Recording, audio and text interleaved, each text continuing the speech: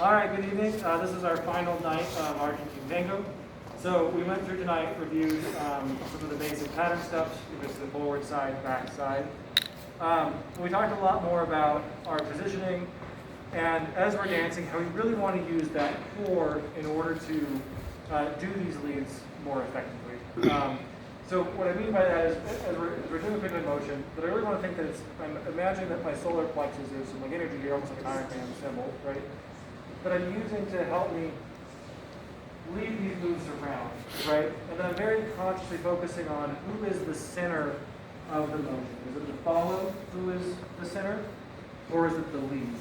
And I definitely don't want to be doing things like using my arms, right here where I'm kind of jerking my partner around, right, trying to make things happen by kind of stirring this popping up. Instead, I want to make sure if there's some sort of rotation happening, it's with my chest, and my arms are just connected to my body, right? So that then led us into doing a little bit more on our staccatos, right? So we talked about, in general, the opportunities that we have to staccato the follow. So if it's just a side step, then I have an opportunity here to do something.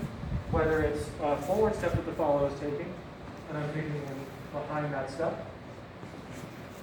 And then we extended that into having the follow staccato the lead, and talking a lot about how I need to adjust the energy that's required to make a move happen.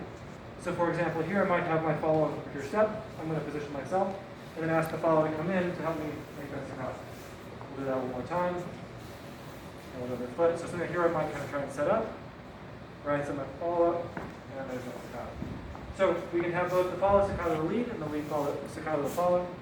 And then that led us into the boleos. So with the boleos, we want to imagine that our foot is sort of like the end of a pendulum. And again, because I'm leading here with my chest, right, the hips and the chest should really be what's moving, and that's why that A-frame is important. So as I start moving now, I can just view that my foot is responding, right, to the changes in my hips. What I really think about is that as I'm asking the follow's foot to come across, right, by doing a turn, the foot will come across. As soon as it passes that line, right, that my knee and my foot makes, that's when I want the hips to change direction. And that'll make that heel flick up.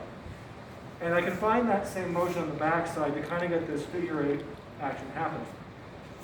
So what that'll look like, right, is I'll go ahead and I'll put the follow on this forward ocho, and then we'll just keep it here, right? I'm not going to ask for a forward action. Again, I'm just going to keep it here. I'm going to start with just some real small turns, but then as I kind of add some energy in, right, that's when we can start to get that action happening. And again, I want to make sure that it's with my chest. I'm not doing this number, right? I'm not using my arms to make that happen, right? But I kind of come here, and I can feel that action happening. And if I want to come out of it, we just step right out into it, right? I believe that was it for tonight. Other than that, just again working on having that A-frame connection, being in a little deeper, right, and trying to make the upper body as small as possible so that the legs have the opportunity to really show off in the stance. And that's it. Thank you very much. We'll see you for West Coast Swing next. Thank you very much.